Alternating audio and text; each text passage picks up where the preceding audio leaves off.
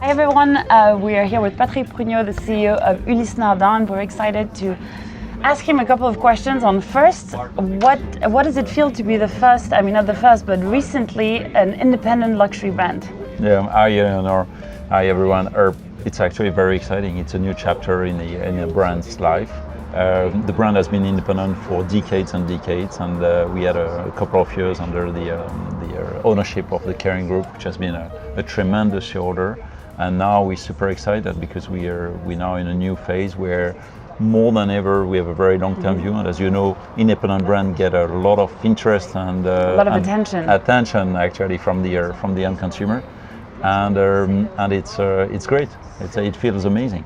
And in the long run, how do you think it's going to affect either the creation of new pieces or the continuity of the collection that you've put within the brand and between the Freak collection, the Diver and the Marine? Like what is going to change, if anything will change? Yeah, it's actually a good question because, you know, we already had a lot of autonomy within the Kering Group, and I've been at the helm of Ulysse Nardin for almost 5 years now, and it's the same team running the show. I must say we probably are more than ever going back to the very roots of the company, which is about creativity and innovations. I mean that what happened under Rob Schneider, and it's one of the reasons why the company became so well known in the year 90s and the year 2000. And actually this new chapter probably enabled us to go even further in terms of innovation, both from a hierarchy point of view, but also in terms of innovation on materials.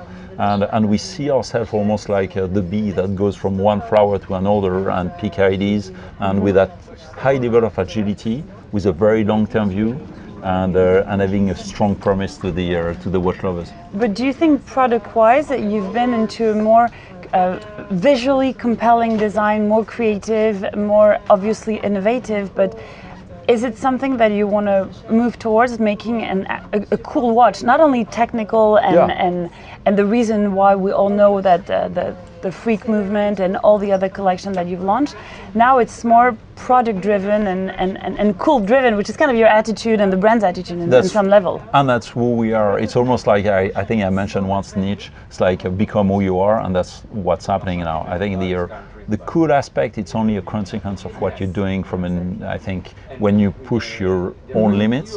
And we're fortunate, we have a couple of icons.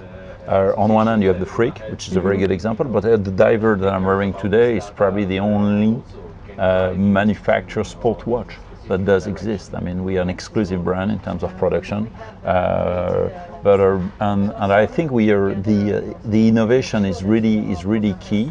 And I think, you know, people come to us because of the design of the features, but they also feel extremely reassured there is behind a manufacturer that masters 60 different type of work of expertise internally, and we're probably one of the most integrated manufacturers, including with our, for instance, silicium plant in Valais with Cigatec.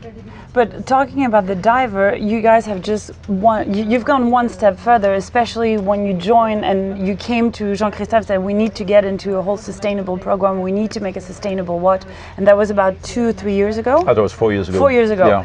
And now you just unveiled the first almost 100% sustainable Diver's watch. Yeah. What are the challenges in joining and wanting to join an upcycling program? Oh, it's tremendous. As I mentioned, working with upcycling material is actually more complex than working even with gold. It is more complex to manufacture this watch than to make a gold watch. And I like to think that our upcycling using waste, recycling waste. Coming from the automotive industry, coming from aircraft industry, obviously the fishnets, which exactly. are the big I mean, working with launch. all of this, turning something that was actually a damage to the environment into something which carries beauties. I mean, it's actually that watch. I mean, the first thing people notice with this watch, the Diver Ocean Race, is actually how beautiful and comfortable it is, which is great. Because for once you have a sustainable product that looks cool. It's not just the thing where you want to make an impact on the environment, but it's actually nice. That's right. You know, inside we've got our own movement, manufacturer movement, which is known to be one of the most reliable manufacturer movement with the UN 118. And and for the rest, we work with a lot of constraints. And that's, like it's written in those gyms, no pain, no gain. That's what that's what it's all about. I mean, we have a lot of pain that actually leads to some great innovation and the grit and product. But do you think in the long run it will be doable and feasible to go only on sustainable, recycled and upcycling use of materials? Big time.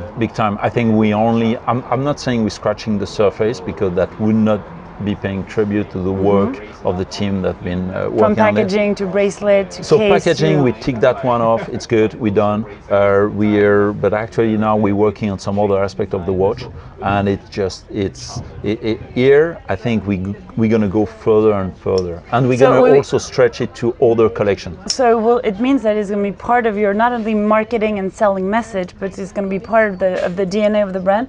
And do you think it will affect the approach and the consumer's approach in buying an Ulysse Nardin watch because it's sustainable? It is already happening. It's everything but a marketing message. I think what we're doing here is everything but marketing. Actually, Ulysse Nardin is not good at marketing.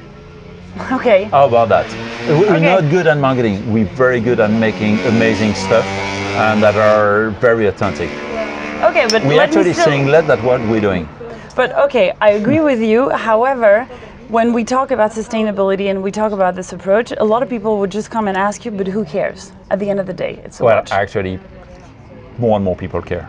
It's this is becoming, I think, the sustainability part, the conservation part is becoming almost like a driver, an interest for some end consumer. At a time when the watch industry is going through a phase of changes and we're recruiting new customers, it's very interesting. We're bringing some new watch lovers through that through the sustainability part, and Ulysse Nardin spearhead that.